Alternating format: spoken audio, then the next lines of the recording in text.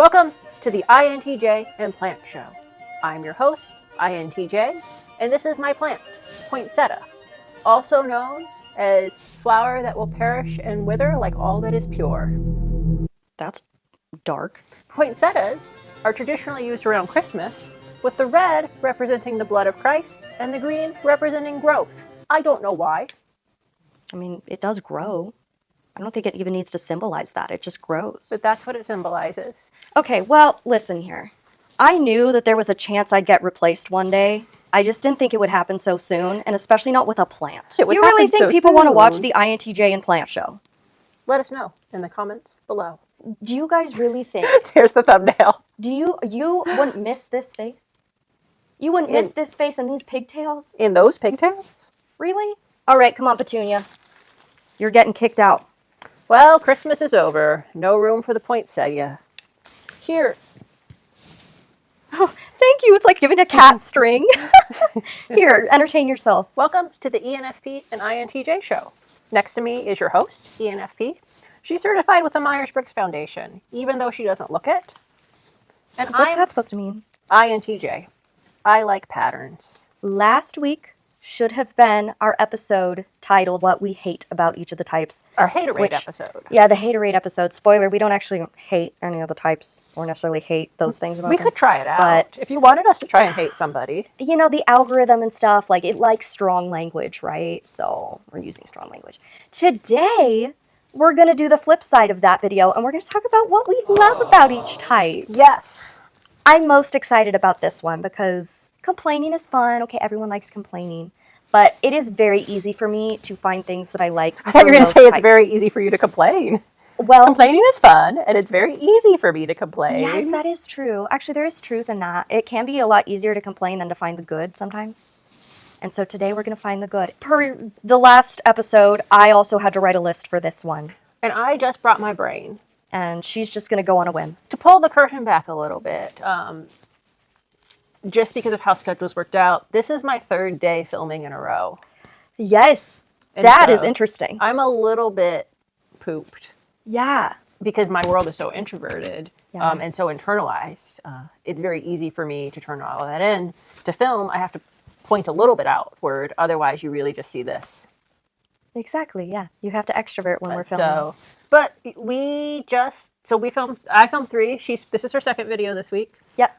We had just the great honor and privilege to collaborate with our friend John on his channel. Our new friend, JustcallmeJon. And so if you are also a Myers Briggs nerd, he gets a little bit more into the intellectual side of it, I think. Yes.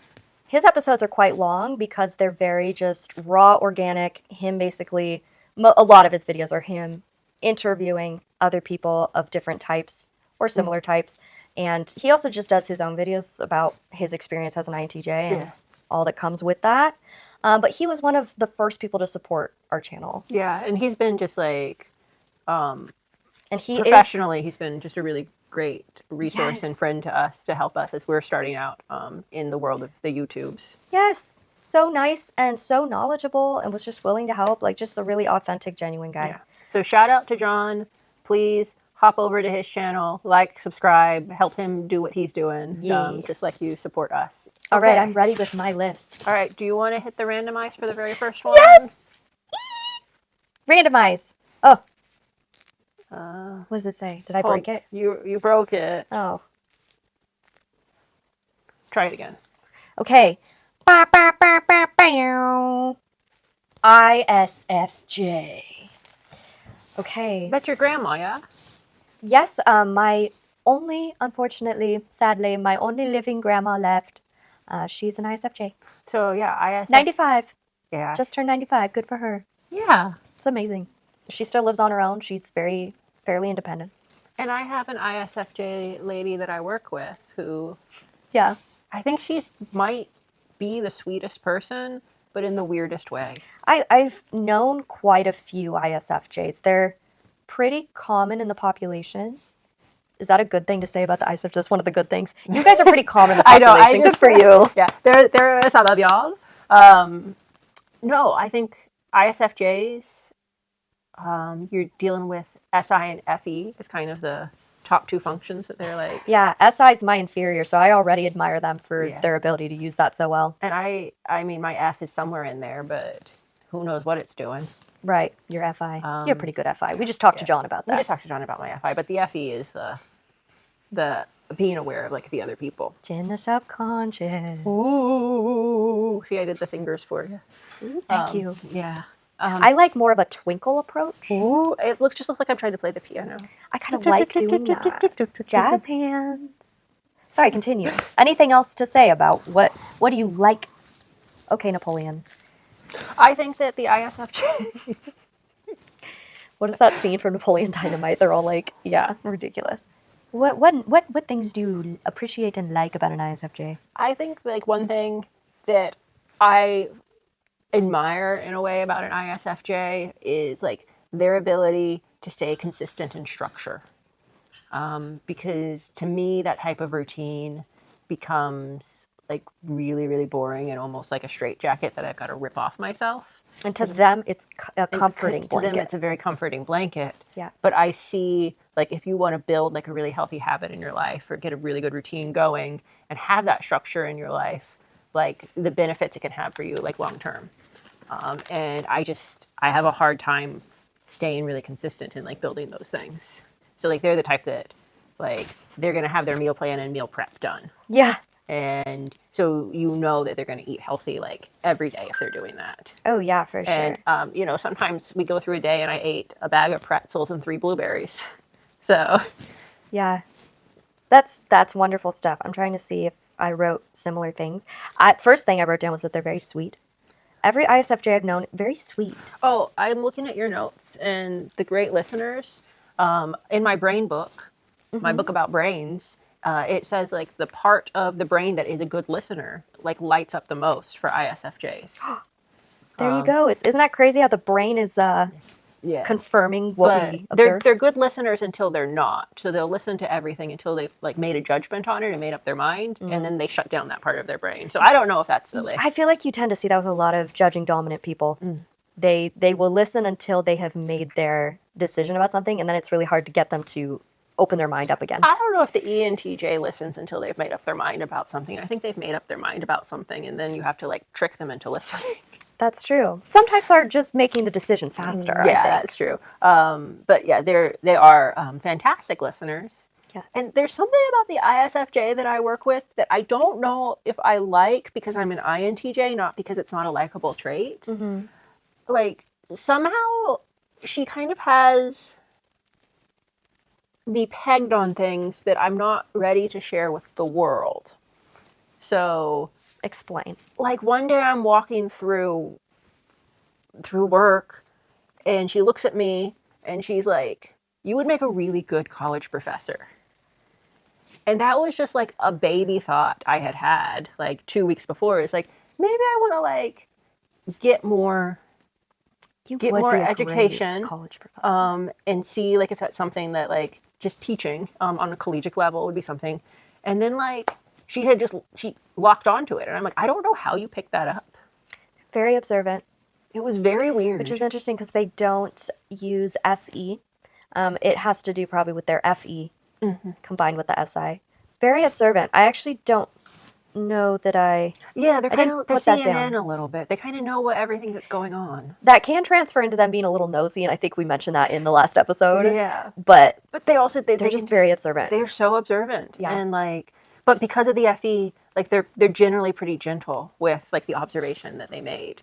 Yeah. So, like they're not steamrolling you with it.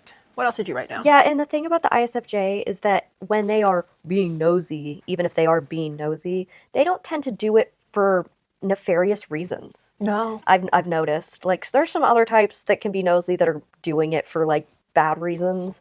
But ISFJs are just very observant. Yeah. They just are just curious. They like to have the information. It's curiosity. And that I can appreciate and resonate with because I'm also very curious. Maybe not quite in the same way, but I can appreciate people that are very curious. Also, I don't know if this is true. Actually, I'm going to go on and say this is probably true. You have a lot to say about ISFJs. Well, I've just been thinking as we've been sitting here. I'm getting used to being on camera, you know? Okay. I'm thinking this is the me show now. You have more than I have on my list. Well, I think for a lot of the ISFJs that I've interacted with, Yeah. they do small things that are just kind.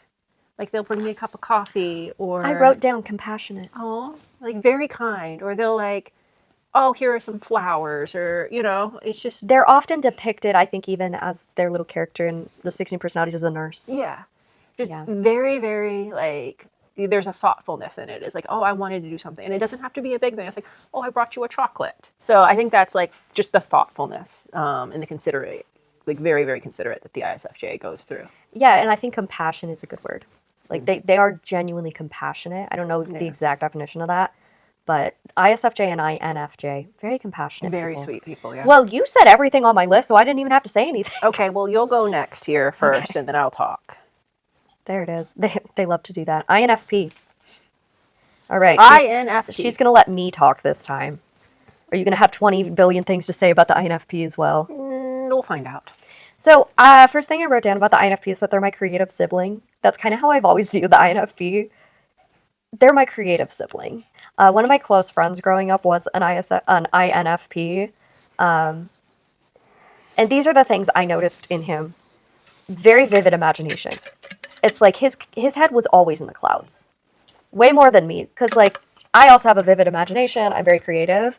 But my NE keeps me more grounded than my dominant NE keeps me more grounded.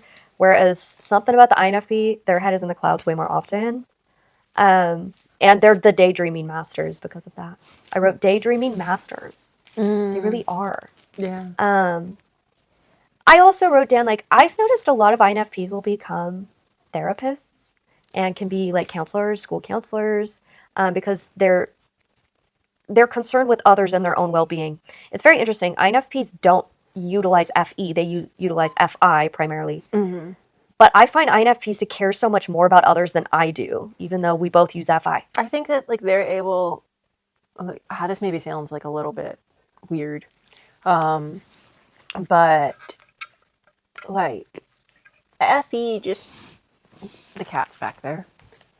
FE just identifies, right? Like, this is how I don't know how to even translate it.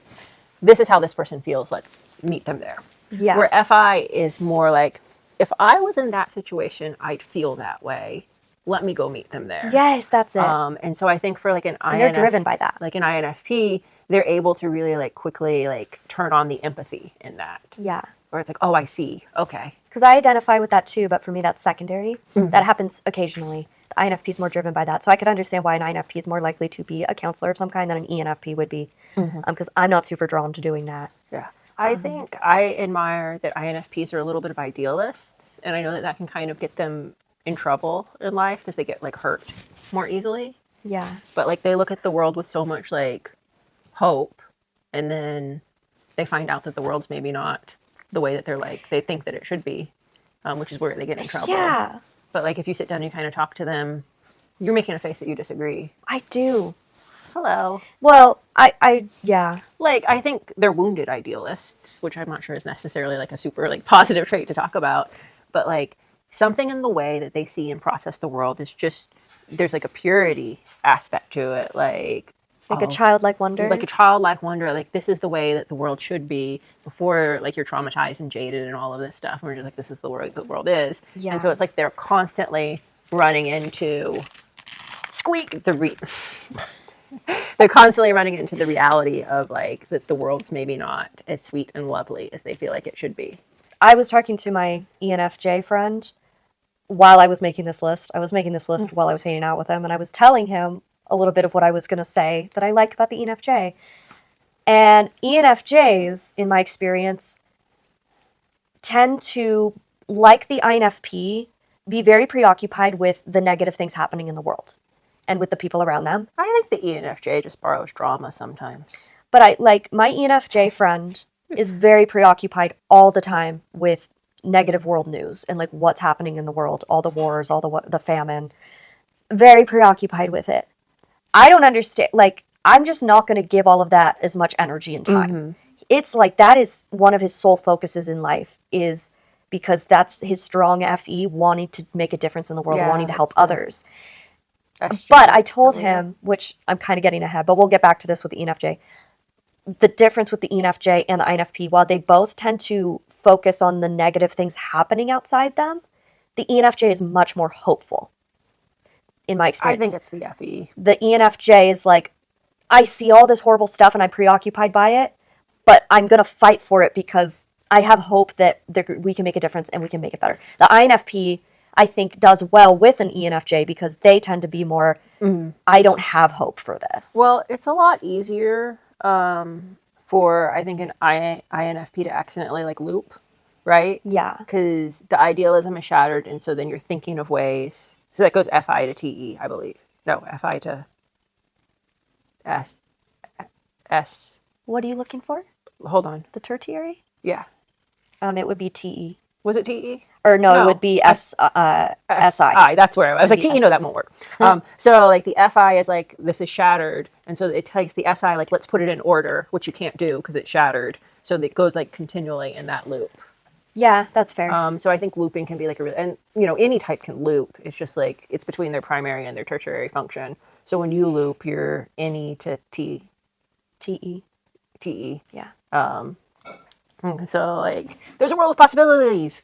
Let's explore them all. There's too many. There's a world of possibilities, you know. Yeah. Into a full cycle. But I think like when I don't know if they're the most like hopeful or the resilient type as an INFJ, but I do think that it's like, oh, there's a preciousness in something in the way that they see the world and like the beauty of it that can very easily be corrupted. But if you can extract that out of them, it's really cool. Yes. Okay, that was like a side discussion about the INFP, but all right. there you go. ESTJ. ESTJ. That's my mother. Say something nice. Oh, I have many nice things to say about your mother. I call her mom whenever I hear you talking to her on the phone. I say, "Hi, Mom." You do. And she's a good mom. And I will say, she changed my view of ESTJ because up to that point, my experience of ESTJs had not been great. Not terrible, but not great. And then I met your mom, and who is I would consider a very healthy ESTJ. And she's lovely. I think she's done the work. We're very different. Mm-hmm. We have a lot of differences, but I really love her. And so that's another reason I love her, is for changing my mind on ESTJs. ESTJ. I put down something for the ESTJ. They're secretly a little goofy.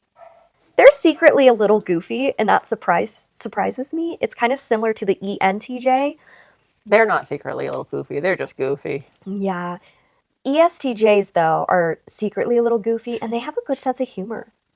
That, I don't know, like, that kind of surprises me. I wouldn't think that. It's a little bit strange because TESI, right? But this is just a growing up experience within like it was important to my mother that my siblings and I learned how to tell a joke well. Yeah. Like, it's like, you have to set it up and there has to be a punchline and it has to be delivered appropriately. That's such an ESTJ way. I know. Of humor. But like, you know, for her, like, jokes, not necessarily as like formal as a knock joke, but like, let me tell you the story and the setup for it, and then I'll get you the punchline. Like, it is a very structured thing, and it's pretty funny too. Like, especially if you can do it well. And it kind of, you know, like, professional comedians will set up and get for the punchline. And I'm not saying my mom's a professional comedian, but it's like reminiscent of that. Saying like, oh, you know what you're getting into. Yeah. I would go to an ESTJ if there was like a crisis happening. I would trust the ESTJ to like step in because they're very analytical. Mm-hmm. They see issues where other people can't see issues. They can see the flaws in things that could, you know, be a problem.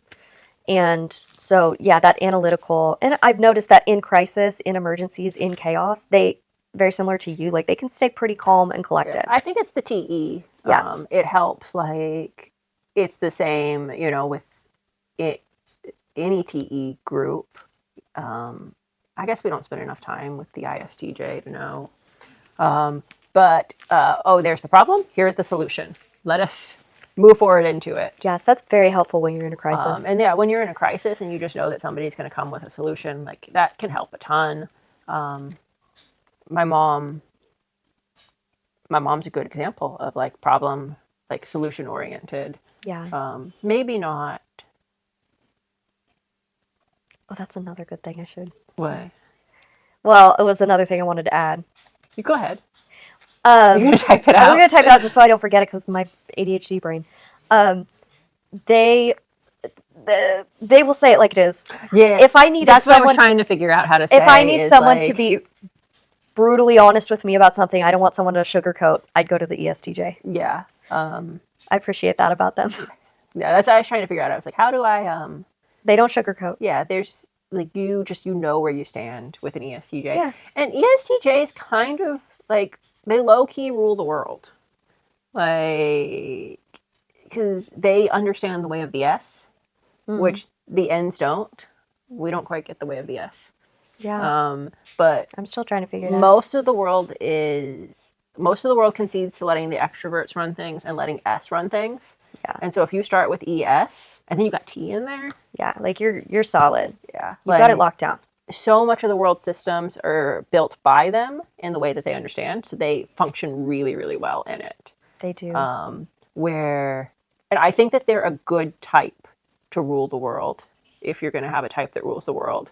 Because if you have an NT type ruling the world, you're just going to have a little bit of chaos. Because they get bored and they want to do something new and exciting or whatever. If you have an NF type ruling the world, you're just going to have cotton candy everywhere. Yeah. And kitties. Yeah. That aren't scared of me. So then you get the SP, and they're just all out there carving trees. They're naming the trees and stuff. Yeah. Jumping out of airplanes. But yeah, the ENTJ is like they're fair. The ENTJ? The ENSJ, sorry. The ESTJ. Too much filming. That. Stop. Rewind. Okay, the cat distracted me. The ESTJ. Fair. Relatively impartial. Honest. Understands the systems. Like, they're a good type. They're kind of like the train conductor. They are. And I'm coming up with more things. I actually wrote it down. They're just big softies. And it's different in the way that an INTJ is a softie. I don't know how to explain it, but they're big softies. I'm thinking like your mom, and then there's a guy that I know who is an ESTJ, and all three of them love children. Mm-hmm. They love children, and they get so sweet with kids. They get really sweet and you kind of wouldn't expect that, but they just love kids. It's so sweet. Yeah. So I'm thinking about your mom. I'm thinking about our mutual ESTJ friend, or like a family friend I have. Both of them, they're like, the way I connect with them and interact with them is so interesting because they don't understand me. They don't get me. I don't really get them in the way they operate, and we're okay with that. Yeah, there's like a respect. They're entertained by me, and they recognize, like, the difference with like ESTJ and ISTJ. I feel like ISTJ isn't, and maybe it's just the ISTJs I've been around, they aren't as open to entertain my goofiness and actually just appreciate it for being entertaining.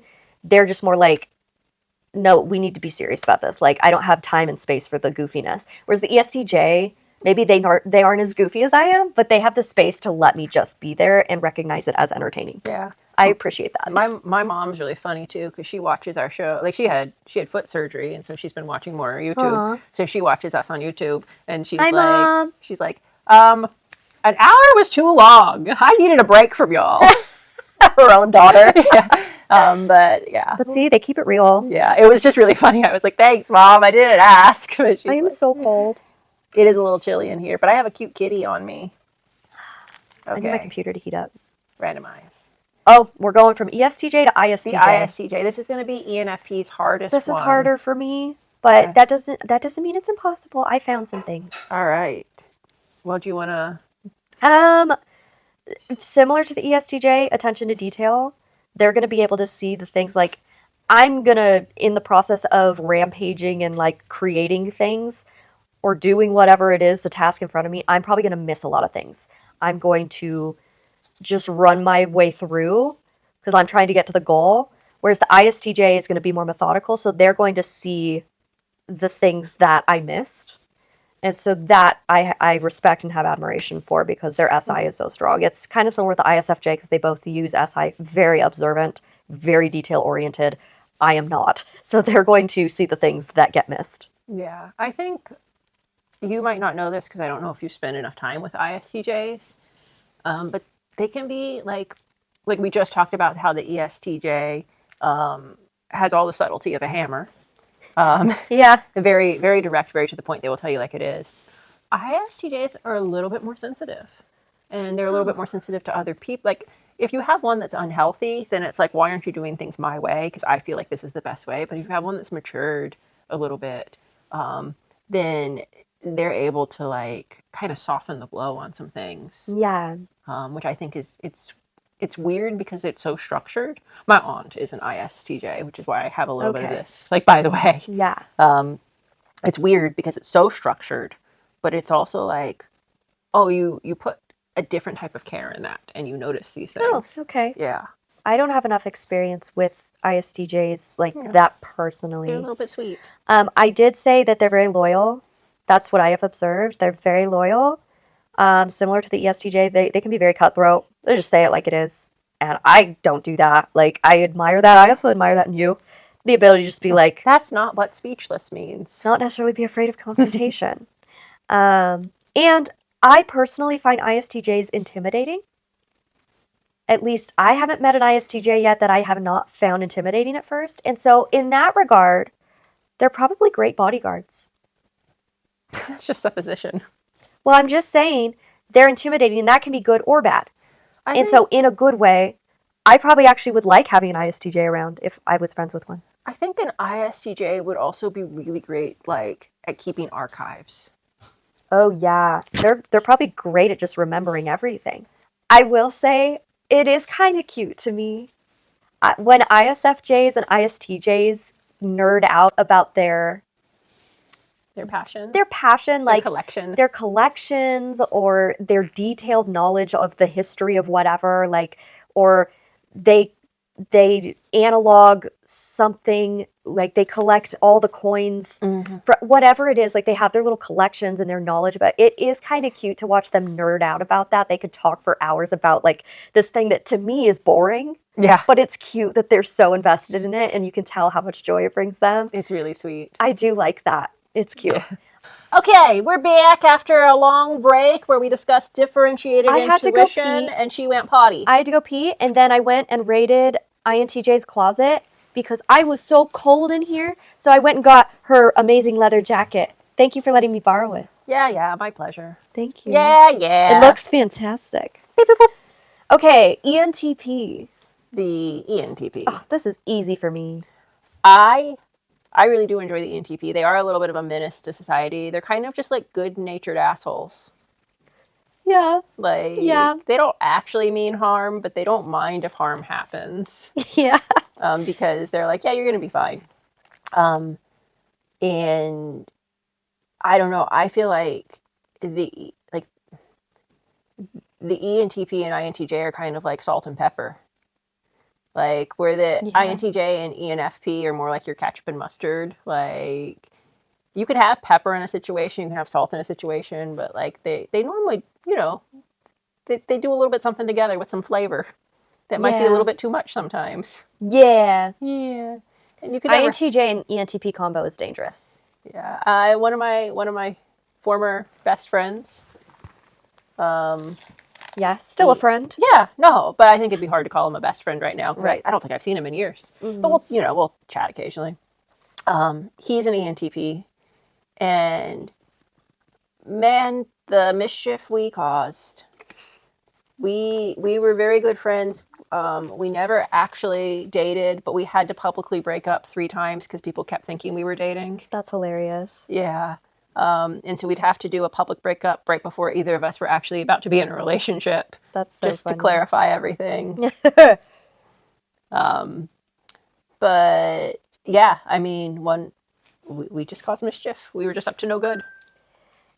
So branching off the causing mischief aspect of the ENTP, which is very much there and very much a part of why I love them, they are willing in general, part of what causes the wanting to cause mischief sometimes, is just wanting to push the limits, wanting to push the boundaries, wanting to get outside the box. And I admire that. Their big five neuroticism is probably like record low. Like, I don't know what that means, but so like neuroticism is like how much things bother you, almost. Yeah. And it's all kind of a game to them. Okay. You know? Yeah. So like for me, my big five, my openness to experience is in like the 95th percentile, and your openness is probably really, really high too. Yeah. And my neuroticism is like in the 7th percentile or something crazy like that. Yeah. I think your neuroticism is probably a little bit higher. Like more things are going to bother you sooner. But with ENTPs, I feel like their openness is really high and their neuroticism is pretty low. And so then you end up in like these weird mindscapes that it's like, this could be a dangerous thought to anyone else. Yeah. And it's interesting to us. Like, what happens if we replace all the furniture in the world with marshmallows? Like, that's not necessarily an offensive thought until you start doing it. Well, that's part of, I wrote down that their ENFPs and ENTPs are brainstorm machines. They're very good brainstormers. Yeah. They can just pop ideas if you need them. They have popcorn ideas. Popcorn ideas. But yeah, I think like it's hard to truly offend an ENTP. Yeah. They'll tell you that your idea is stupid or that you're an idiot, but they're not actually like offended. No. Where many other types, like our ENTJ friend is offended, personally offended by whether or not you say happy holidays or Merry Christmas. And it's just like a personal hill for her. Oh, yeah. And I think an ENTP would just say Zorg Zogberg and call it a day. Festivus for the rest of us. Yeah.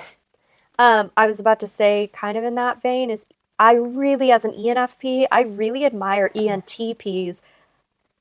Like, they don't really care what people think of them.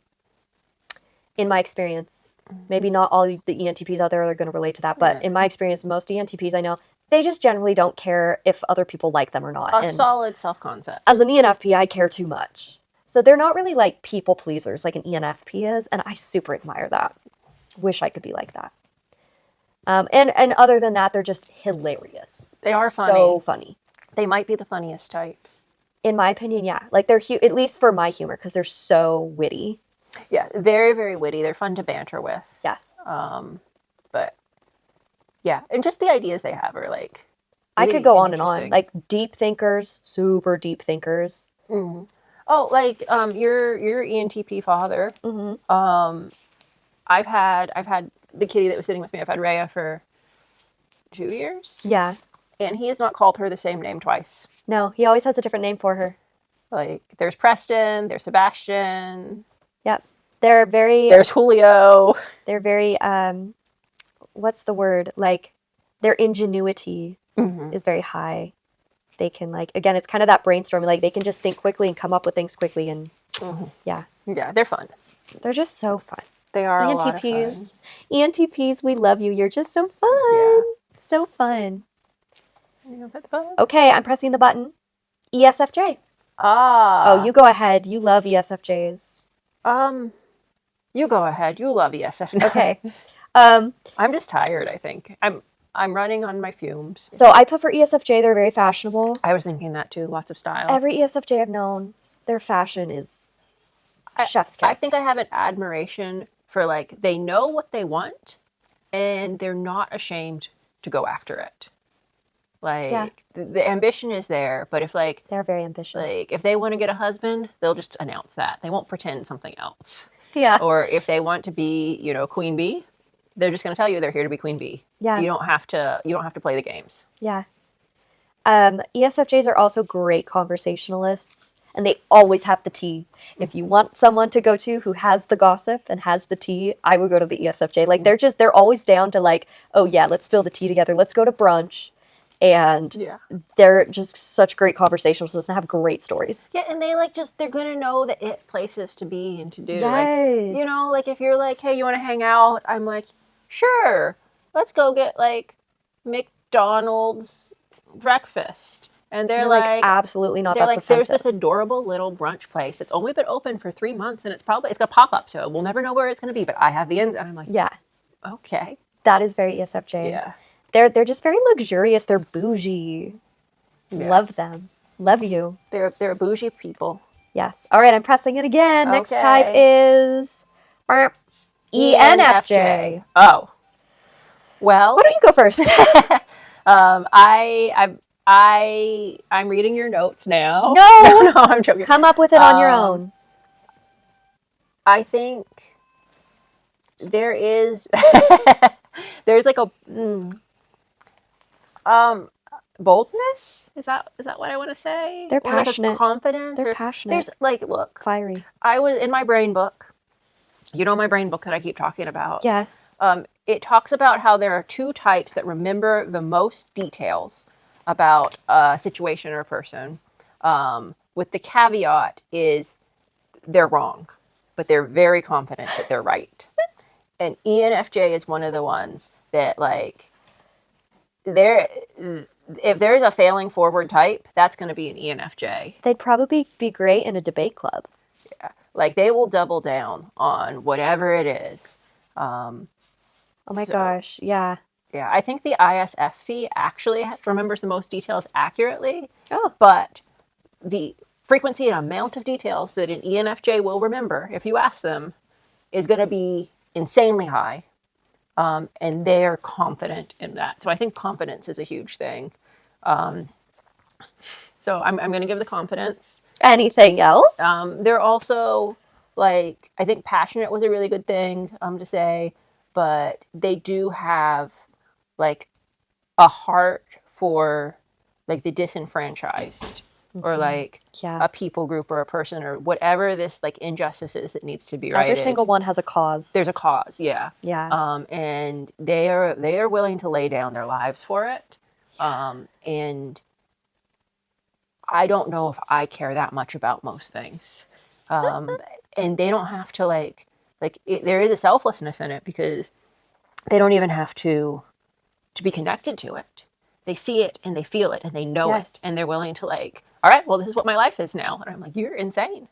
But I respect it. On that note of what you just said, one of my close friends is an ENFJ. And the amount of times we've had the same conversation, he is so stressed out all the time. And I don't know if that's just an ENFJ experience to be, like, stressed out perpetually, chronically stressed out. I think it's the passion. ENFJs seem to be chronically stressed out because they're taking on the weight of the world. And what I am always telling him is, as ENFP, I'm like, okay, just put it down. You're putting it on yourself. Just take it off. He will consume the horrible things happening in the world through the news all day. And to him, he does it because he feels like it's his civic duty. It is his duty as a person and that he needs to be Superman and save the world. And I'm like, I'm sorry, I don't have the capacity.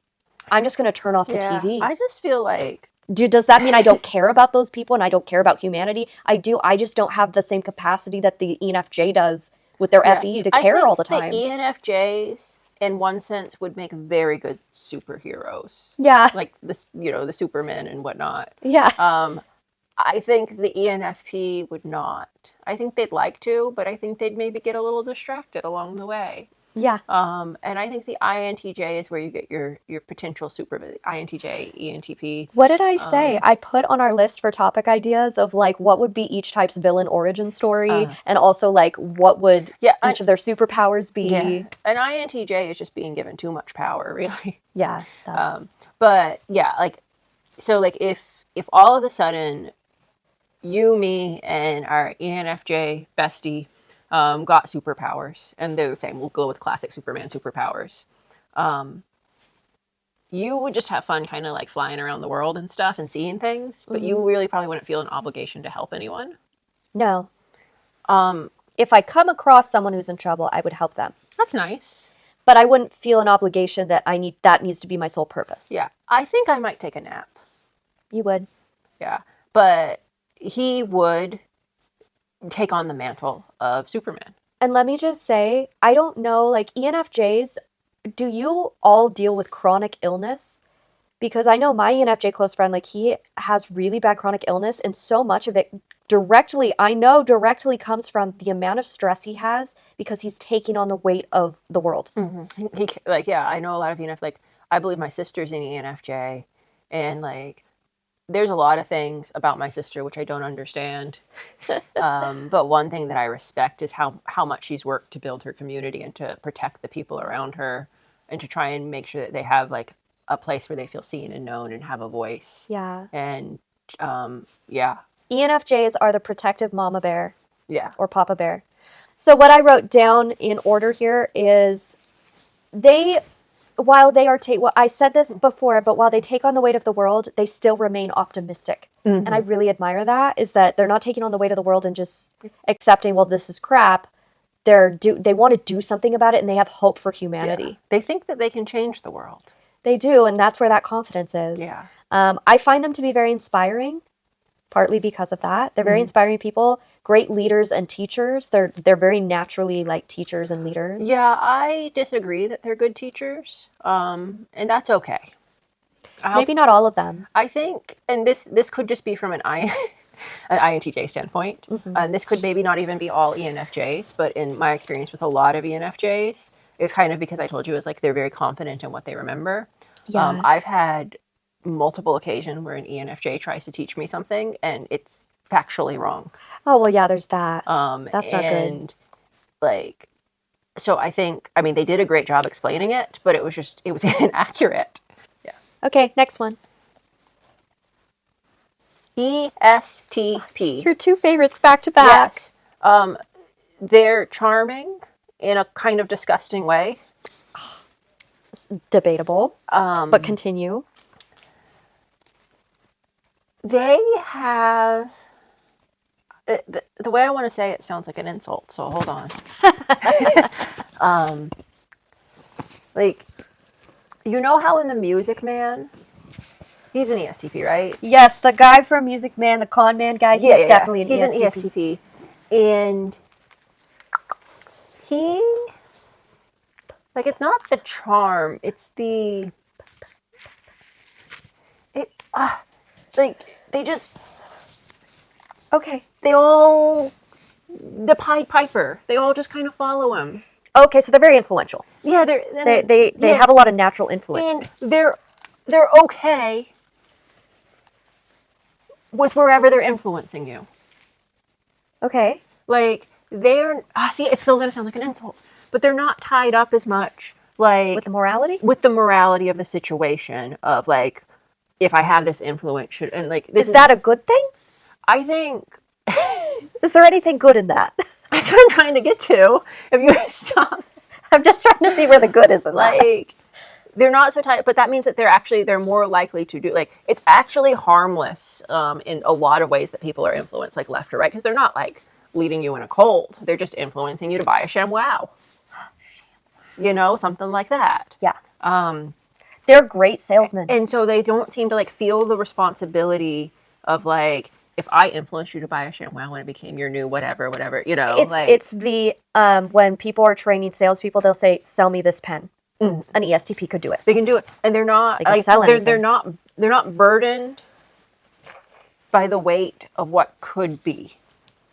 Yeah. If that makes sense. They very much live in the moment. Yeah, that's what I was like. Like, if you find another influential type, like, there's a lot of burdening because, or like, for an INTJ especially, there's a lot of burden in, like, if I'm influential, because I'm like, where could this lead? What could this be? Yeah, the ESTP lives in the present. They're not really even thinking about the future too much. Yeah. So, like, when I'm saying, like, they're not caught up in the morality, I'm not saying, like, they're Jim Jones, drink the Kool-Aid, not caught up in the morality. I'm saying, like, they're in the moment, and in the moment, it's not, is this going to lead to good or bad, or, like, right or wrong, or good or evil?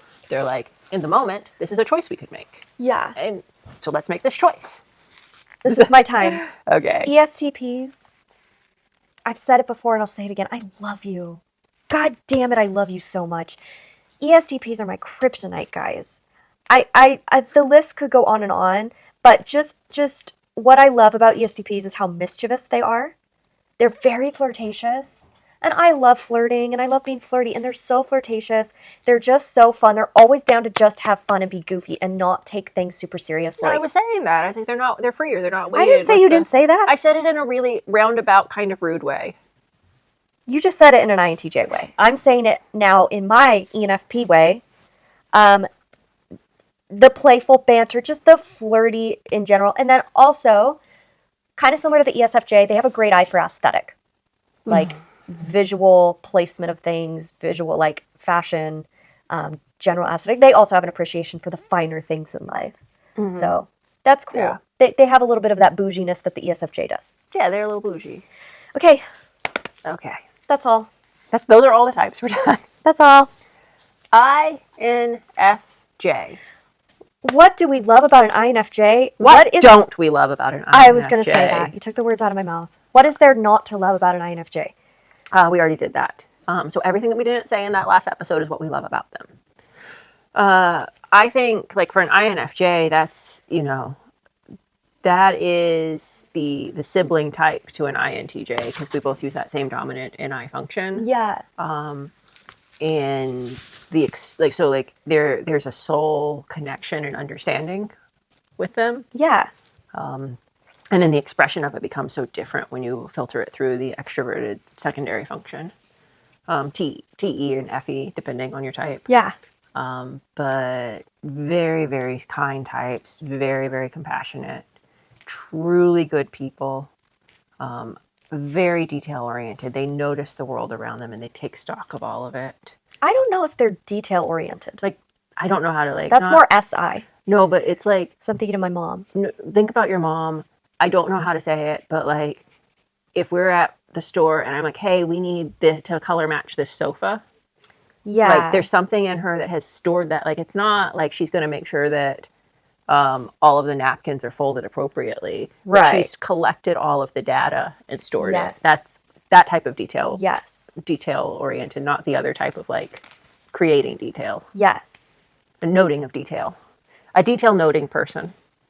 They're also, INFJs are maybe a little surprisingly very sarcastic and hilarious. They do a really good job setting up. I feel like you don't setting up the joke. Then you don't end up roasting yourself. You don't see the sarcasm till you kind of get to know them, though. Like, INFJs care too much about people's feelings. I don't see them being as sarcastic with like someone they just met. An ENTP would have no problem doing sarcastic jabs at people and stuff like that. Yeah, that's how they get to know people. But like my mom, who's an INFJ, Or Kate, but I'm thinking I grew up with an INFJ mother, and she will say things to me in front of people. And to everyone else, it sounds so sweet and nice. But I know what she's doing. Like, she is doing something like an innuendo or something that she knows only I'm going to get, and she's actually teasing me. And then I will react like, oh my gosh, that is so mean, whatever. And everyone's like, what are you talking about? She just said something really nice to you. And I'm like, but that's what I love. That's what you think just happened. Yes. And they're so smart with their humor. It's like, it's a little surprise when you get to know them is how sarcastic they are. Yeah, there's a good amount of sarcasm in there. They're really good secret keepers. Yes, very loyal. If you wanted to tell them a secret, they'll take it to the grave. Yes. I don't think I've told an INFJ a secret, but I just know that about them.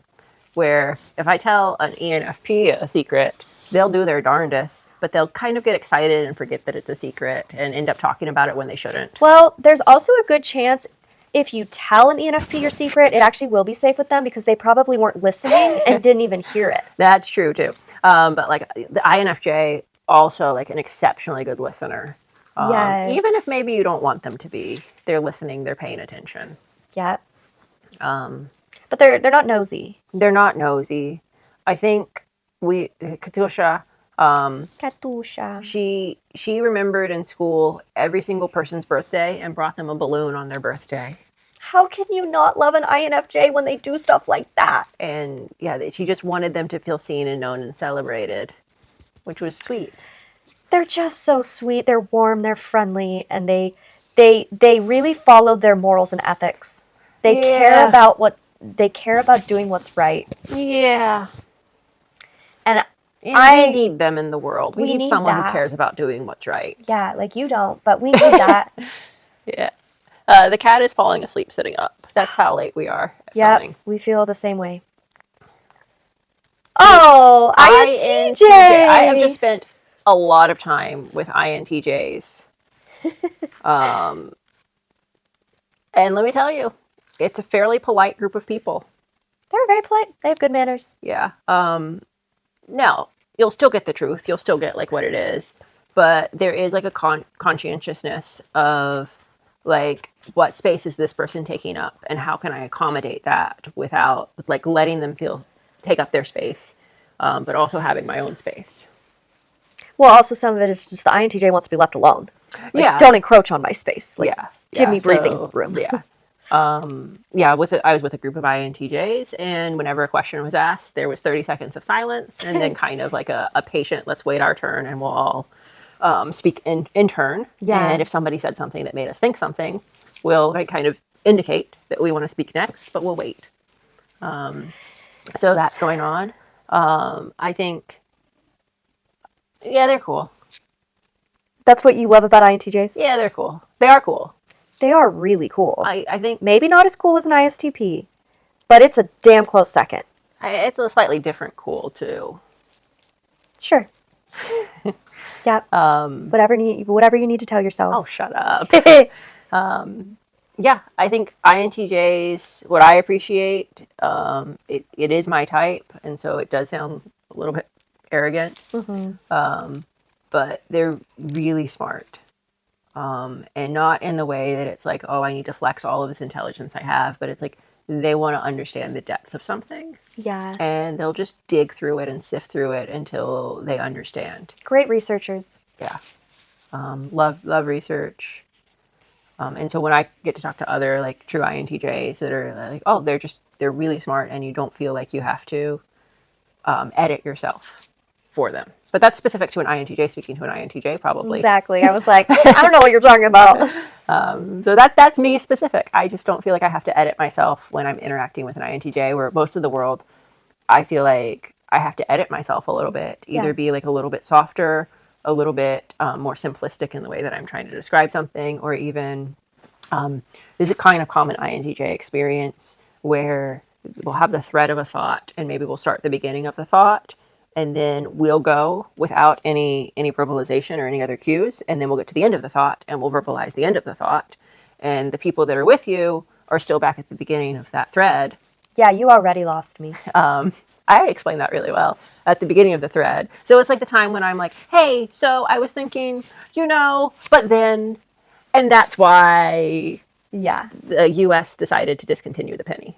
And you're just sitting there like, yeah! Yeah, how did we get there? Right. But I don't have to edit myself with other INTJs where I can literally just say, hey, but then, and that's why the U.S. decided, and they're like they follow you immediately. Yeah, they were able to follow that same thread without kind of the steps in the way. It's the INTJ matrix you're all plugged into. Yeah, we're all plugged into the INTJ matrix.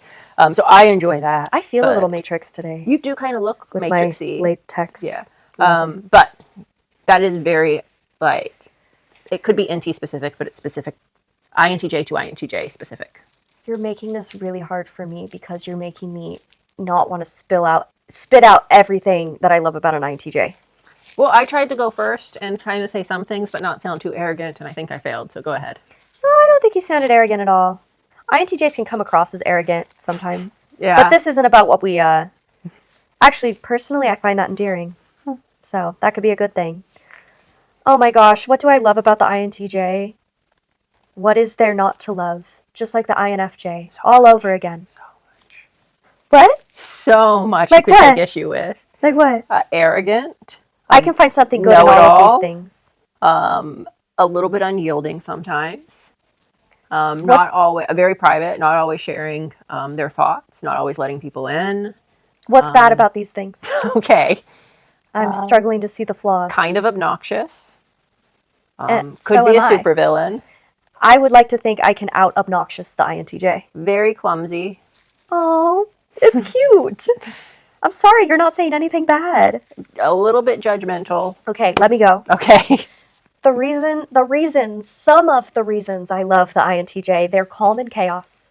They're like a rock. They're very solid, very stable. At least from my ENFP point of view. Yeah, Dwayne The Rock Johnson. Maybe even if they don't feel that way, they will come across and portray themselves as very solid and stable and calm in chaos. And even if you're just faking it, I appreciate it because I can't even fake it. Extremely observant in a similar way that the INFJ is. It's that NI observance. Extremely psychic.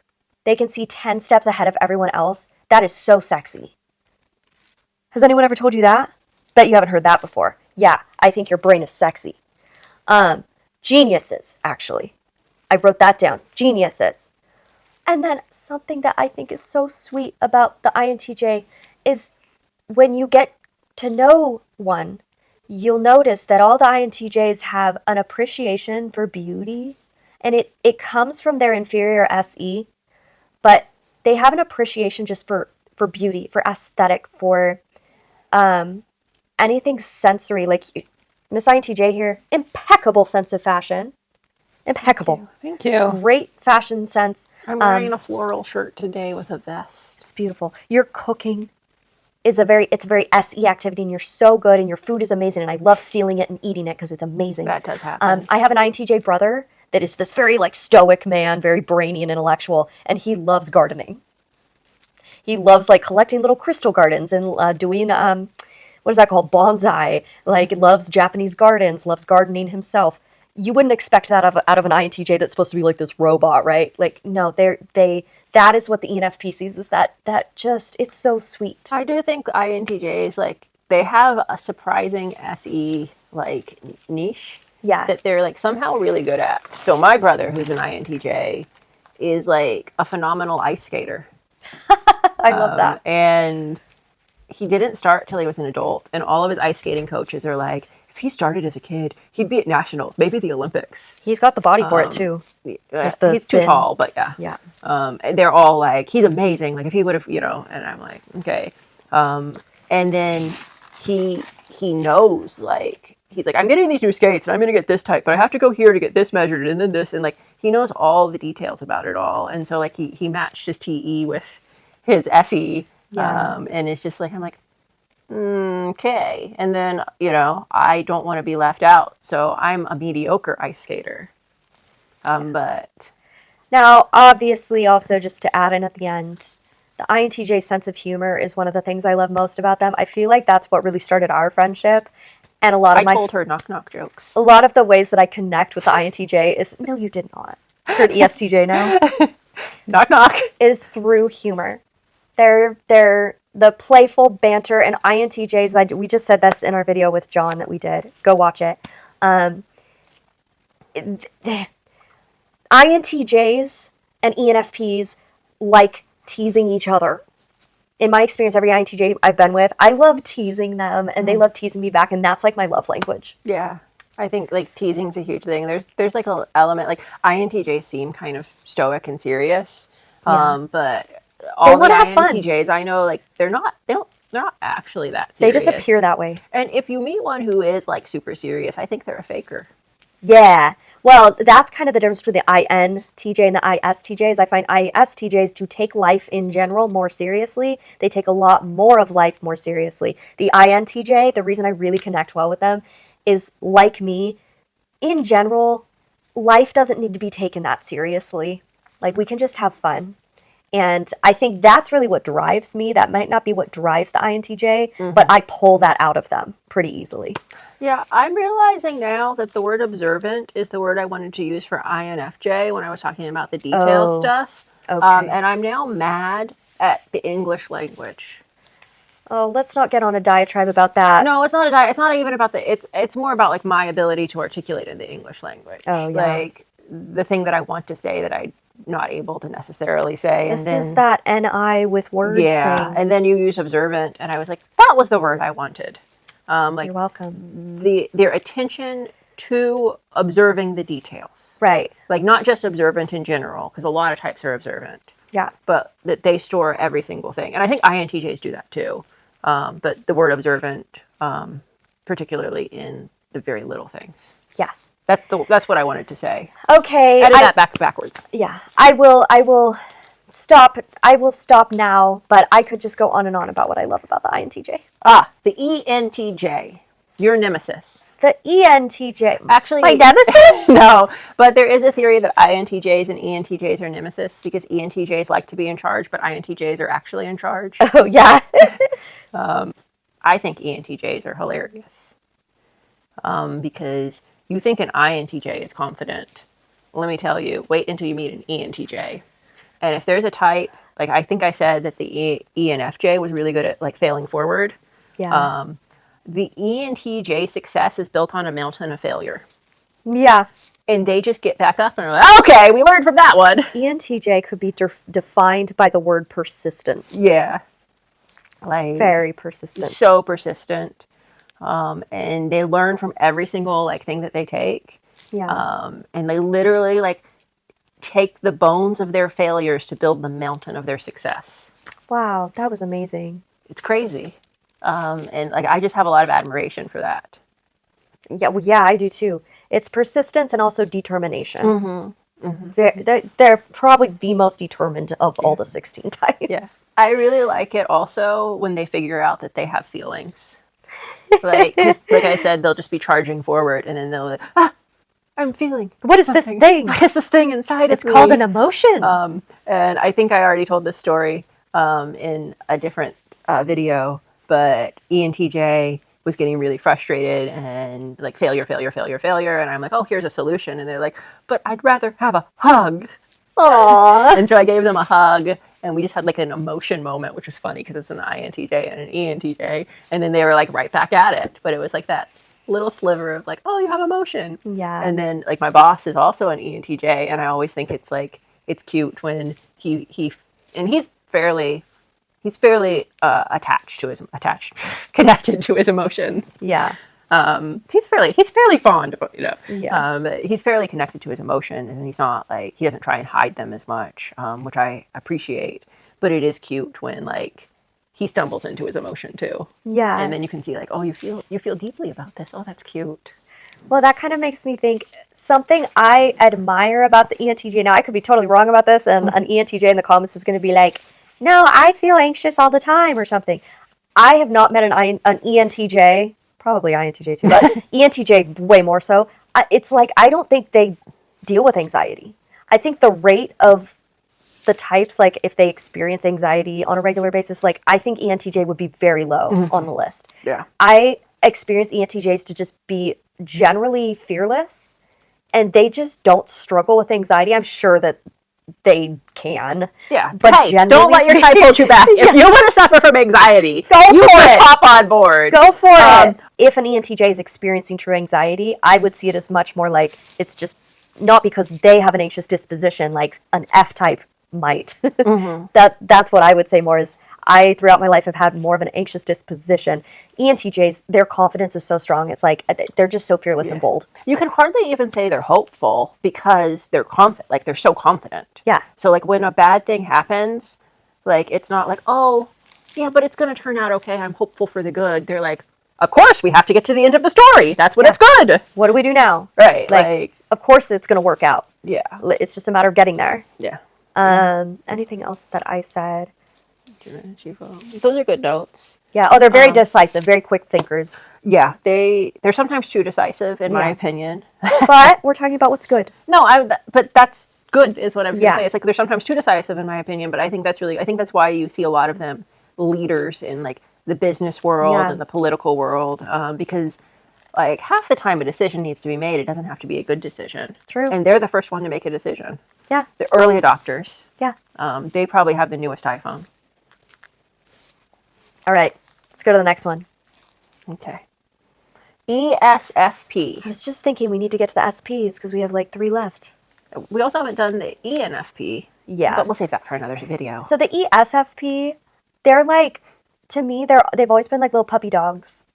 You know, and it's like, the ENFP is like the golden retriever, but it's like ESFPs are just like puppies. Yeah. They're so fun-loving and entertaining and always down for an adventure, and they're truly optimistic to me. Yes. Like, they can get their feelings hurt a ton. Yeah. But there's like a puppy. There's a little bit more resilient. Like, they just kind of bounce back. They will bounce back. And they want to see the best in people and in situations and in life. And I mean, they can very easily drive me insane, but they're also just such hype people and kind of funny sometimes. Like, not funny in a, oh, you're funny. Yeah. But they really don't mind being the clown, and they'll lean into it. Yeah.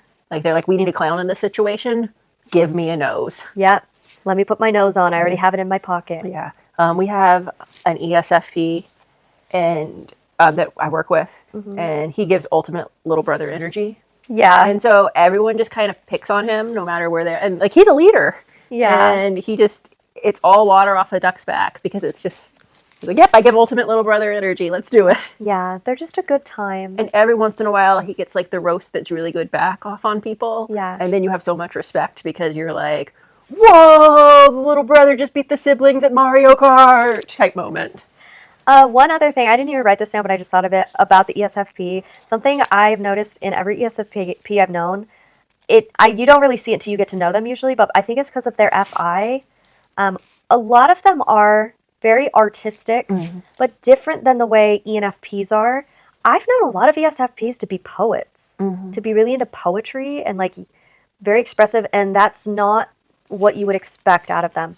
But I have noticed that they have a very they have a sensitive soul, and they express it through beautiful things like poetry or painting. Every ESFP I've known has been an artist in some way, and I don't know if they always get associated with being artists, but every ESFP I know, it's like, yes, they're entertaining and they can be the fun-loving person, but they're also very artistic as like a secondary part of themselves. I don't know if this is true for ESFPs in general. Let me know if you're an ESFP. But I can think of 2 ESFPs that I've known, maybe 3, that they're kind of good gardeners. Specifically gardeners? Yeah. That's so random. Like, they have the green thumb, and I don't know why. And maybe it's just these are the people I know. Yeah, because I'm thinking of the others I know, and it's not the case. I know. That's why I'm like, I don't think this is the case. That but is I am funny. thinking, okay, if you're an ESFP, try gardening. Let us know how it goes. Are you really good at it naturally? Yeah. Like, yeah, I don't know if, like, most ESFPs are gardeners, but the ones that I do know are naturally, like, good at it. Yeah, and ESFPs are usually very talented. Like, they're at least talented at one thing. Very talented in it. There's a lot of people out there that don't have a lot of talents, and I have found... There's a lot of people out there, no talent in them. Well, you know, that like... can't be true. What I'm saying is, ESFPs have a breadth of talent. Are you trying to say that, like, ESFPs are the most likely type of person you're going to see different talents at a talent show? Kind of. What I'm just trying to say is ESFPs have a lot of There's more talents. variety? There's more variety of talents. Whereas, like, if you meet an ISFJ, they might have 1 or 2 specialized talents. Oh, okay, An ESFP... I thought you were just going to say, like, ISTJs, they have no talent. No. Like, that can't be right. But ESFPs will tend to be talented in many areas. I see what you're saying. Yeah. I understand. Especially in the realm of, like, entertainment. That's why I was like, oh, you're trying to say, like, they have talents that are more, like... Entertainment and the performing arts. Yeah, like, you go to a talent show and you're going to watch someone do a song or a dance or, like, a cool magic trick. You're not going to eat the pie that they baked. So. I immediately am thinking of the scene from Victorious where Ariana Grande's character, Kat Valentine, is doing her audition, and she pulls out, like, 10 different talents because she couldn't choose one. Yeah. That's, like, the ESFP that I'm thinking of. Yeah, she's like, I'm going to do all of them. Yeah. ISFP. That was very dramatic. Yes. Visual artists. Yeah. Also, usually great artists. Very talented. Like, I think the ISFPs I know, like, drawing, painting, like, whatever that is, the visual medium of art. I don't know if much sculpting because I don't watch, but, like, yeah. They're like, I'm just going to draw this picture. And I'm like... They're just naturally talented at that. That's the only thing. That's the only thing. They're so gentle, and they tend to be, like, animal whisperers. INFJs as well, but ISFPs are, like, animal whisperers. All of the little... They're like Snow White. She might have been an ISFP, actually. All the little creatures of the woods just come flocking to them. I don't know what's going on there. Yeah, we have our ISFP friend, and, like, little Rhea, who likes me, also likes her, and that's about it. Like, she'll let other people pet her, but... It's pretty amazing. It's like, if you have an animal that doesn't like anyone, I guarantee if you brought an ISFP in the room, that animal would suddenly like them. Like, that's also... It's weirdly true with INTJs also, but... I don't know if the INTJ... You think of an INTJ kind of like the grandpa that's sitting in the chair, kind of hating everything, and then the cat sits in its lap, or the dog comes and, like, sits at its feet. It's like, well, but you think I guess this is fine. Yeah, an ISFP is like... They're just a sweet little... They just float in, and the angel. animals all float around them. And they literally are just Snow White. I don't know how else to say it. And then one other thing about the ISFP that I really love is every ISFP I have known, without exception... and maybe there's some out there that aren't like this, but without exception, the ones that I have known and interacted with are very spiritual in one way or another. One could be Christian, one could be New Age, but they're very spiritual. attached to the ethereal essence of the world. Yes, they have this whimsy about them, this childlike wonder of the world, and I find that really inspiring because I relate to that as an ENFP, but it's like they exist in this other plane of existence, and it just makes me feel like, wow, I'm not even really a spiritual person, but it makes me want to start questioning, maybe there is something, that I find that really fascinating about them. Oh, Soul, the Pixar animated film. Not the cat or the man. Those people are not ISFPs. But like the entire interpretation of the beyond and the abstract and the this and the that. And all of that gives ISFP too. Yes. And I think that's what's interesting about ISFPs because while they are S and they're using SE and they're not intuitive, they don't prefer intuition, they seem to be on the spectrum a little bit closer to the intuitive side just because they can think in this abstract way that a lot of other S types can't. Well, and I think because they're a little bit of an S, because they have the S in them, they're able to translate it. Yeah. So it's like they're on the border between in and S. Yeah. And they're able to walk in both worlds and interpret one to the other sometimes. Yeah. Yeah. It's really beautiful. Where like they really are like otherworldly creatures. Like an INFJ, you can't get that world brought into this world. Yeah. You just know it's there and you're like, oh, okay.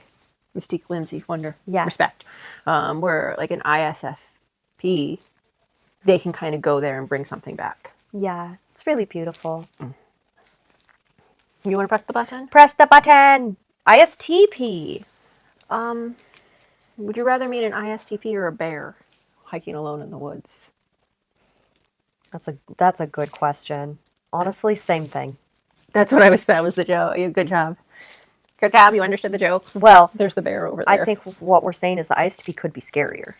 I thought the ISTP is just a bear. Could be more intimidating. And dangerous. Wildly independent, which I have respect for. Yeah, I do too. I respect their level of independence. And like a self-sufficiency also. Yeah. It's not just like, I think an ENTJ is independent too in a weird way. But they're not necessarily self-sufficient in their independence. Which type? ENTJ. Oh, yeah. Like, if an ENTJ... They need someone to help them out. Right. There's a different level. Like an ENTJ they need a personal assistant. I want a house, and so they're going to go, like, pay someone to build them a house.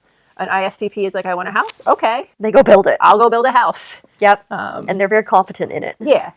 An ENTJ is like, I want to shoot a moose, and they're going to go pay a guide service to take them to shoot a moose. Yeah. An ISTP is like, maybe I'll go shoot a moose today. Yeah. I love the mystery of ISTPs because, like, they would just go shoot the moose, and it's like, hey, how did you learn to do that? Like, where did you learn to do that? Like, you could take an ISTP that never grew up in Alaska, but somehow they know the Alaskan wilderness and how to survive in it. And it's like, but where did you learn how to do that? Like, were you born with this ability? Yeah. You know, I find the mystery that they have because of how independent they are. They're just off doing their own thing. Like, I feel like an ISTP would be like, hey, I would see an ISTP, I'm like, hey, I haven't seen you in like 3 months. Where the heck? They're like, oh, I was in Fiji, and then I did a stop in Spain, and now I'm back. And I'm like, what? Yeah. You know, they'll just go off and not tell people. There is a very free-spirited. Free spirit about them. Yeah, thank you. Yes, they have a high value for freedom. Yeah, the language is beginning to run out over here. I know, we're getting close to the end here. I find ISTPs to be very mischievous, witty, also sarcastic. I love teasing and, you know, playing with the ISTP, but they also will tease me back. They're crazy thinkers. Like absurdists? No, not like they are crazy in their You mean they just are deep? Yeah, thinkers? Well, the depth or breadth or whatever. Their frequency of thought. They're very high. heady. Yeah, their frequency of thought. Our language is like going down the drain. It's getting late. Yeah, like they're gonna analyze the situation kind of from all sides, thinking about it and thinking about their thoughts about the thinking about it. While hunting the moose. Yep, it's that TI. Yeah. It's that TI. I also was going to say, the last thing about the ISTPs, they're usually very accomplished and they're high achievers. Yeah. Every ISTP I've known, very high achievers. And what's cool about, like, I compare ENTJ is also usually a high achiever, but it feels more like forced in the sense that the ENTJ, like, they're trying really hard to reach their goals. Their success is built on the mountain of the bones of their failures. Yes, and maybe it's that they're taking more identity from their success, whereas the ISTP isn't trying to take identity from it. They just are. They're just kind of like they threw the dart, hit the bullseye, took the drink, played the piano, Yeah. went on a walk, met the queen. Yeah, like that's what makes them so cool, because they are naturally high achievers, but it comes across as effortless because they don't make it a point to, like, oh, I'm trying really hard to achieve these things. They just do. Yeah. And they don't necessarily brag about it. Like, literally, they don't brag about it, because I'll, like, talk to an ISTP friend. Oh, I haven't seen you in months. Like, oh, yeah, I went and got my master's degree and went to Spain and I became a diving instructor and, like, what? Yeah, I mean, we had an ISTP friend who, like, we knew pretty well as you can know an ISTP, I feel like. And then they moved away, and then they were engaged, and then they're married, and now they're having a baby. And we're like, Yeah. when did that happen? Yeah, it's like and they're so chill about it. It was super, super chill. Like, they're the ones that, like, this is the thing that's really cool. I think an INTJ might do this, but not nearly as well as an ISTP, which is like, oh, what'd you do this weekend? Oh, I went for a hike. I got married. We tried brunch at this new place. Yeah. And you're like, wait, what? Exactly. Listen, an ISTP will always keep you on your toes. You never know what their next move is going to be, and I appreciate that. Yeah, I have an admiration. Also, just because SE is so high for them in their cognitive function stack, like they're good at the world. They're good at the world, right? Like navigating the world. Yeah, they're going to be your firefighters, your fighter pilots. Oh my gosh, every ISTP I know is like super skilled snowboarder. They, like, if you gave them a skateboard and they've never skateboarded before, they could pick it up in a minute. Their ability to use their body and, like, just learn any physical skill is unmatched. They're good at the world. They're good at sports. Yes. And that's not, like, an INTJ might be good at, like, one one little corner of the world. Yeah. Okay, that's an INTJ specific thing. I think we have 2 more left. All right. If I'm not mistaken. INTP. The INTP. INTP. What's not to love? They're experts in everything, even if you didn't want them to be. Even if you didn't ask for it. They do have all of the information. And they'll actually, let you know. There is a security in that. There is. I think it's kind of cute. I think, like, it can be annoying, but we wanted to go to a location. We wanted to go, like, and so we asked the INTP because they had already been there. And we got the most direct route. We got the most scenic route. We got the most enjoyable walk. We got the one that is going to be the most difficult walk. If you wanted to see this, you should take this way. But if you wanted to see this, you should go this way. And make sure you bring this, this, and this. But don't bring this, this, and this unless you're going to do this. I was like, which is fascinating because they're not J. No, they just think that would be a J trait. So we were very prepared. Yeah. To walk a mile. I love INTPs because they're nerds. They're all nerds. They are kind of your quintessential, like, IT guy. You're all just a bunch of nerds, and I mean that in the most complimentary way ever, because I love that. Mm-hmm. Like, they're every single one without exception is nerdy in some way or another. One thing that I think is really interesting about INTPs is, like, see, now it sounds like an insult again. There's an abrasion to them. Like, there's an abrasiveness. Okay. But it's not, like, I watch it with a lot of INTPs end up with ENFJs. Yeah. And there's something about it that, like, that abrasiveness kind of calms down the whatever it is in the ENFJ that needs to be calmed down. Yeah. So it's, like, almost like a sandpaper, but in a good way. Yeah. Like, it's actually smoothing out the things in other people. That's true. I've never thought of it that way, but that's true. Yeah. I was like, it's abrasive, which sounds mean. Yeah. But it really is. It's like, oh, I caught this rough edge for you. It kind of comes in with the way, like, the ESTJ and ISTJ, they just will say things as it is. Mm-hmm. Like, I don't have time to sugarcoat this. Like it just is the way it is. Let's see, what else did I say about? Oh, a lot of INTPs I've known also kind of have a secret, hidden artistic side. It comes out in one way or another, whatever fill in the blank interest. But, like, my INTP brother-in-law is a filmmaker on the side. Like, has a deep appreciation for filmmaking. Mm-hmm. And I've known other INTPs that, like, all of a sudden, like, are really good at building I don't know, Models. like building models. Like they'll usually have like a cute little, there's a thing that this artistic thing comes out of them. And you, again, it's one of those things you don't see unless you get to know them, and then you see that part of their life. Yeah, I think my INTP brother, he's a teacher. And I think INTPs are actually, like, they can be good teachers. But he's also, like, one of the reasons he is like, it's kind of nerdy still, but, like, he's really big into, like, games, card games, board games, tabletop games, strategy games. Yeah. And so he makes his teaching kind of a game. So, like, he incorporates... It's that creative ingenuity. Yeah. I He wrote that down. incorporates fun into trying to get other people to understand. Yeah. He's also my brother, so I find him a little obnoxious sometimes. That's fair. Which I don't think is true to all INTPs. And he will, like, I don't know if this is specific to INTPs, but, like, INTJs like to be confident in the things that they're doing. Confident and competent. Yeah. So when they're introduced to something new, they might be a little bit cautious as they get into it until they can feel really confident in it.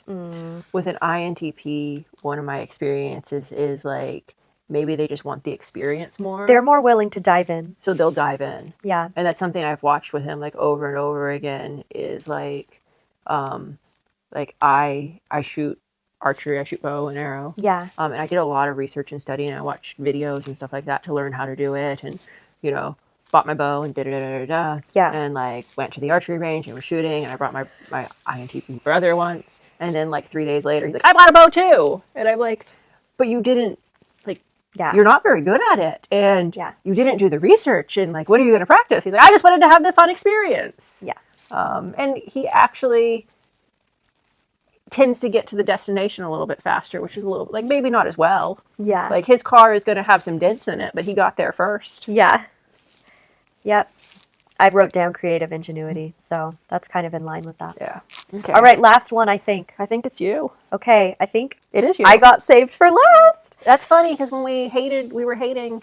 Tell me all the things. When we were hating, I was saved for last. And when we're loving, you were saved for last. And that seems apropos. Tell me all the things you love about me. Oh, okay. I'm ready. Okay, good. We did. I just double checked to make sure. I was pretty sure. I'm ready. Tell me all the things you love about me. Okay. My hair. You seem nice. That's it? What about my hair? You didn't even mention my hair. That's not even your real hair. Rude. I could have dyed it pink. No, but you have extensions in. You have ponytail extensions in. You outing me? No. Yeah, this is supposed to be what you love about me. Okay. You're exposing me on the pod? In that hat? In that hat? In this vest? So you're a singular ENFP, but the INTJ magnetism draws many ENFPs like flies to a light. Moths to a flame. I am a there moth. There we go. Like moths to a flame. I am a moth and you are my lamp. I'm going to kind of speak out of the general experience instead of the you-specific experience. Okay. I think that ENFPs are like generally just upbeat, good-natured, optimistic. Even when they're cranky, it's like upbeat cranky. Because we don't want to be cranky. Because they don't want to be cranky. It's weird the amount of like deep talks you can have with an ENFP because it seems like they're a 4-year-old at first. And they're like, then we have our moments. Then they're like, but actually, this is my heart. Yeah. And you're like, do you really want to talk about your heart like right here in the middle of Walmart? Okay. Like, sure, why not? Sure, why not? Very fun loving. Always up for the next great adventure. I do like my adventure. A lot of fun to tease and just to kind of goof around with and play with. Always down to play. There are few types that, like, there's like a scale, right, of how seriously they take life and how seriously they take themselves. And I think ENFPs are on the farthest end of the scale. It's just not that deep. Yeah. Unless it is. And then when they realize it's that deep, they meet it in that depth. If they're healthy. Yeah, I mean, I'm assuming health. Yeah, that's true. We'll assume we're talking about a healthy ENFP. Yeah, I mean, an unhealthy ENFP is kind of fun too. That's true. Mostly because you never really know what you're gonna get. You never really know. I think our friend John said that they're consistently the most inconsistent type. That's pretty fair. Which I think is pretty fair. Listen, I get bored easily, so I gotta mix things up all the time. Every ENFP I know is a time optimist. What does that mean? That means that when they look at what they want to do and they look at the amount of time that they have, they're pretty sure they can make it all happen. Yeah. Even if... Are we calling it time blindness? I call it time optimism. Yeah, I like that better. Yeah, they're a time optimist. Like, I have time. I have time to do that. Like, I mean, to you specific, and you've gotten different, but like if we'd go on a trip, you would like, we're going to do this and this and this and this and this and this. I'm like, dude, we cannot eat at 17 restaurants in 2 days. Like, pick the 3. Why not? Like, pick the 3 that you want to go to, and then... And that's what you're there for. Yeah. Thank you. But there is like just there are all of these experiences that we need to have right now. Energy about them. So it's never boring. It is very much like we really just are children. Yeah. Everything you're saying is like, that's a 5-year-old. They normally have candy in their backpacks. It's like a 5-year-old that occasionally will suddenly have a deep intellectual adult thought every once in a while. And it's like, whoa, where'd that come from? And then, okay, I'm back to being 5 now. Yeah. Yeah. That's the ENFP experience. Yeah. So, yeah, I mean, I think ENFP to an INTJ, it does bring out their softer side. Yeah. I think ENFP to INTJ kind of brings out the more fun-loving side. And, yeah. Yeah. Those are nice things. The only other thing I said that you didn't say, because those things are all great. Like the ENTP brainstorm machines, if you need someone to help you brainstorm ideas for something, go find an ENFP. Mm-hmm. We're great at being like, ooh, what about this? And then what about that? And then boop, boop, boop, boop, boop, boop, boop, boop, boop. Yeah, I think if an ENFP was to be a teacher, that they would have free range class. Yeah. Which is like maybe you start on the subject and then you end in Guam. Who knows? Yeah. Most ENFPs I know, they get along with most anyone. And pretty much everyone can get along with an ENFP. I mean... Yeah. I don't know if I like that about an ENFP, though. Because, you know, INTJs, I'll speak for myself, a little bit more selective in the process of, like, making friends and creating relationships. And then you got your freaking ENFP bestie over there that you're like, I'm pretty sure that's my best friend. And then like 6 other people are like, that's my best friend. And I was like, I don't think that's how it works. Yeah. And so it's not like... It can be a bad thing and a good thing, I think. Yeah, like I think... Pros and cons. There was an ENFJ who was saying like, Miss ENFP is my best friend over there. And I was like, I am? Yeah, and Since she's like, when? I am. And then I was like, I thought ENFP was my best friend, but maybe I misunderstood. Oh, that's the dark side of it. Right. Like because the INTJ is selective, and so like when they finally decide, it's like they want. Yeah, I can understand that. There's a difference in the perspective there. So just making sure that like there's security in the relationship. In reality, as an ENFP, my experience is I do tend to have a lot of friends, and my definition of friend is loose, so I can end up with a lot of friends. But in reality, I am only going to have like one best friend and then like a couple really close friends. Like my actual close circle is going to be small. And you can have, like science says that you can have like up to 3 people kind of in that like kind of best friend circle because they meet you in like different places. Yeah. But it's weird when like 7 people are saying that and you thought you were one of them. Yeah. But, and like ENFP. How do you think I feel when I have 7 people saying they think they're my best friend? Yes, but who's your best friend? Well, then that's my job to say, hold on, everybody. I love all of you, but this one is my best friend. Aww. You know? Just making it clear. I mean, no, you don't. I mean, if someone says like, oh, you're my best friend, I don't think that you would ever say like, and you're not my best friend. But there was like, when our friendship was just like going from friending to best friending. Yeah. And that was happening. It was a little bit unsettling as an INTJ. That's fair. I would have never thought about that, but that's fair. Last thing I will say about the ENFP that I love, that I've noticed in other ENFPs, and I think it doesn't, ENFPs, we don't get enough credit for our artsy creativeness. Very artsy, very creative. I mean, I have noticed in the MBTI community, it's probably people that aren't actually super knowledgeable but think they are. A lot of people, as soon as they see a person is artistic or artsy, you did something artistic, you can't be an ENFP anymore. They're like, you're an ISFP. Every time. I see it all the time. I'll see, like, if someone is an artsy person, automatically people are like, oh, no, you have to be an ISFP because ISFP is the artsy one. Yeah. But INFP and ENFP are both, every ENFP I've known, very talented artists. They always are artists in some way. I think. Always. I think one thing, like, I think ENFPs, ENTPs, the people that lead with, like, the dominant perceiving functions. Yeah. Like, there's a genuine creativity that is, this is something that can only be experienced in the abstract or conceptual that I'm bringing into the concrete. Yeah. Where, like, the SP types, that they lead with, like, a judging function? How am I saying it? Yeah, like a dominant sensing function. So I guess that's not all the SP types. A dominant sensing function, like, their creativity is in a mimicry. Like, I saw a piano and I'm going to draw a picture of a piano and this with my kind of spin on it. But it's something that we could kind of already see in the concrete that they then, like, reinterpreted. Yeah. Yeah, that's probably better than mimicry. Mimicry sounds kind of rude. Yeah, it's the observance. Yeah. So I think, like, when you talk about, like, an ISFP, that's like, oh, they're the really, like, artistic ones and stuff like that. It's like, yeah, because they have the ability to take something in the concrete and kind of twist it and reinterpret it and then spit it back out in, like, this artistic way. Yeah. Where, like, there's a pure creativity with an ENFP. That it's like they went somewhere in the weird mind castle space of the unconscious and pulled something out. Yeah, that's true. That is the stuff of nightmares, probably. Uh-huh. You don't want to go in there. But they made it pink, so you're okay with it. Pink and fluffy. Yeah, we love the types. Like, comment, subscribe. Tell us what you love about each type.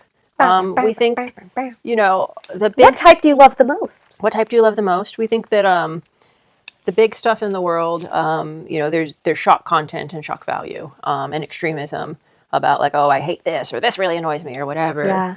But, I mean, the truth is that we need more positivity out there in the world, too. Spread the love. And, everybody wants to be seen, and maybe not everyone wants to be seen for, like, what they're annoying about.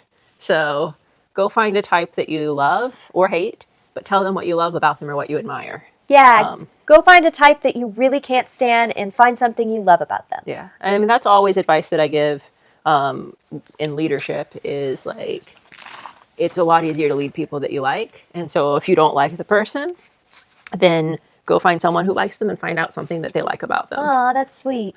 Because it's just more fun. Like, if you don't like someone, it sucks to lead them. Yeah. So that's my leadership advice for the day. Well, we are crashing because we don't usually film this late in the day. And this has been a marathon filming schedule for us. Yeah, because we're not going to be filming for a couple weeks or like a week or so. Yeah, so. I mean, we've got holiday things to do. I'm still doing my thumbnail. Good job. Okay.